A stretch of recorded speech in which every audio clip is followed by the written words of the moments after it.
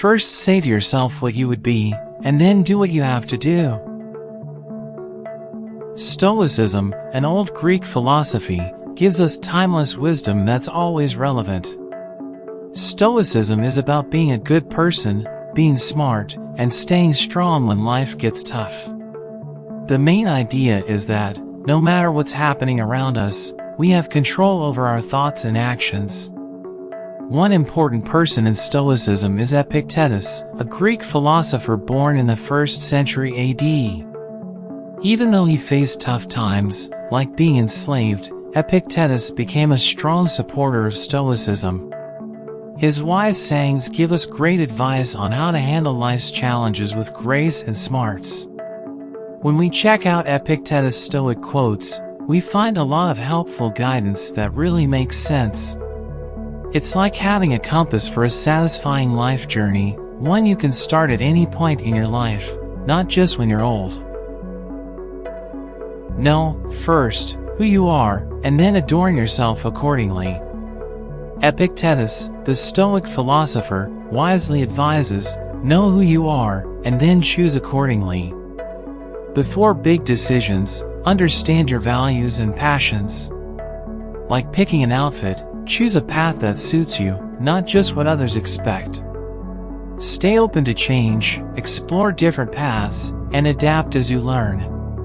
Following Epictetus' advice is like choosing the right outfit for the right occasion. It's about being true to yourself and finding fulfillment along the way.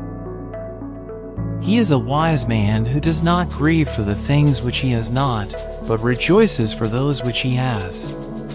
Epictetus is telling us to be smart by not feeling sad about what we don't have. Instead, focus on being happy about what we do have. It's like finding joy in the good things in life instead of being upset about what we're missing. For example, if you really want the latest smartphone but can't get it right now, being wise means not getting too sad about it. Instead, appreciate the features of your current phone, like a good camera or helping with school or work. Shifting focus from what you don't have to appreciating what you do have is the wisdom Epictetus is talking about. It's realizing that your current phone, with all its functions, brings value and joy even if it's not the latest model. It's not what happens to you, but how you react to it that matters. Epictetus' quote tells us that what really matters in life is not what happens to us, but how we choose to deal with it. It means we have control over our reactions, even when things go wrong. Instead of getting upset, focus on responding in a positive way. For example, if your outdoor event gets rained out, don't be sad. Remember what Epictetus said, it's not what happens to you, but how you react to it that matters. You can choose to enjoy indoor activities or find ways to have fun in the rain. By doing this, you're not just changing plans, you're turning a surprise into something positive and special. It shows that, even when things don't go as planned, how you react can make a big difference in how much you enjoy the moment. Wealth consists not in having great possessions, but in having few wants. This saying from Epictetus means that being truly rich isn't about having lots of stuff, it's about being happy with what you have and not always wanting more. Imagine a friend who always wants the latest gadgets and fancy things, while you're happy with simpler things like spending time with loved ones. According to Epictetus, your way is real wealth. Even if you don't have many things, being happy with what you do have makes you rich in a different way. In real life, instead of always wanting more, try appreciating what you already have, like a reliable phone or clothes that make you feel good. This aligns with Epictetus' wisdom, understanding that true richness is about wanting and needing very little, finding joy in simple things rather than always wanting more. No one is free who is a slave to their body. Epictetus' quote means if you let your body control you too much, you're not really free. It's like being a slave to your body, always giving into cravings or unhealthy habits, limits your freedom and well-being. For example, think about wanting to stay up late when you need sleep. According to Epictetus, giving into every desire makes you a slave to your body. In real life, when tempted to do something not good for your well-being, like staying up too late, think about the consequences. Choose what's better for your overall health, even if it's not what you immediately want. By making choices for your well-being over immediate desires, you're practicing the idea that true freedom comes from not letting your body control you. It's like knowing that making healthy choices, even when it's tough, leads to greater freedom and well-being in the long run. Don't explain your philosophy. Embody it. Epictetus' saying means it's better to live out your beliefs through actions instead of just talking about them. For example, if someone talks about caring for the environment but doesn't recycle, it's not as powerful as actually doing eco-friendly things. In real life, if you believe in kindness, do something kind. If you believe in hard work, show it by putting effort into tasks. By acting on your beliefs, you're living your philosophy. It's like telling others what you stand for without using words. When your beliefs become part of your everyday actions, it's a more genuine and impactful way to share your philosophy with the world. Epictetus is saying, don't just explain your philosophy, show it in how you live. We have 2 ears and 1 mouth so that we can listen twice as much as we speak. Epictetus is saying that having 2 ears and 1 mouth means we should listen more than we talk.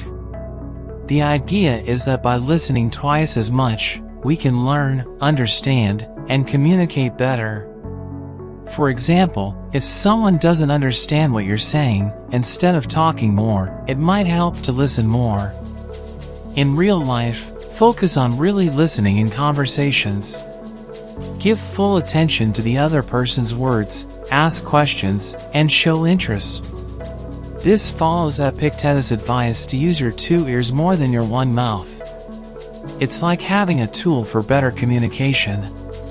When you listen more, you understand others better, and your responses become more thoughtful and effective. Epictetus wants us to actively use our ears, recognizing the value of listening in building understanding and improving communication. Make the best use of what is in your power, and take the rest as it happens. Epictetus is saying we should focus on doing our best with things we can control and accept what we can't. In simpler terms, make the most of what you have control over, and don't stress about things you can't change. For example, when preparing for a test, studying and getting ready is using your power. In real life, ask what aspects you can control in a situation. If it's something you can control, like your effort or attitude, put energy into doing your best. If it's beyond your control, like the weather or someone else's actions, don't stress about it and accept it. By doing this, you're following Epictetus' idea of focusing on what you can change and accepting the rest. It's like having a plan for what you can control and being okay with things you can't. Epictetus wants us to take charge where we can and handle the rest with acceptance. If you want to improve, be content to be thought foolish and stupid.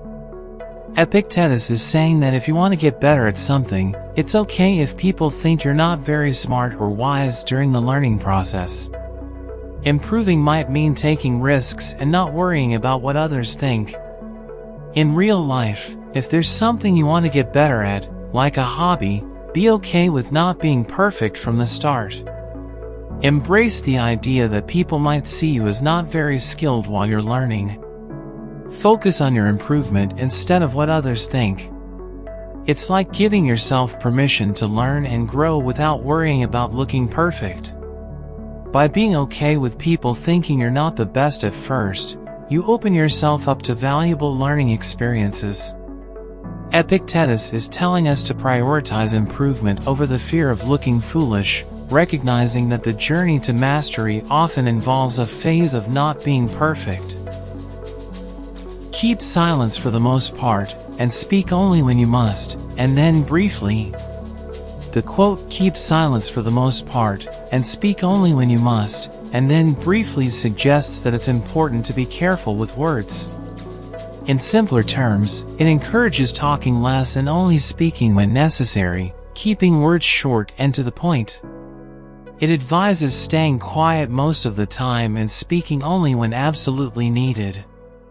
For example, in a meeting, instead of talking a lot, you listen and speak briefly when you have a well-thought-out suggestion. This makes your words more impactful and contributes meaningfully to the conversation. In these quotes from Epictetus about life, he shares valuable ideas to remember before you grow old. His teachings focus on staying strong in tough times, enjoying the present, and being disciplined. Think of these words as more than just sayings, they're like friendly guides for your journey through life. Let Epictetus be your friend, reminding you that real happiness comes from inside you.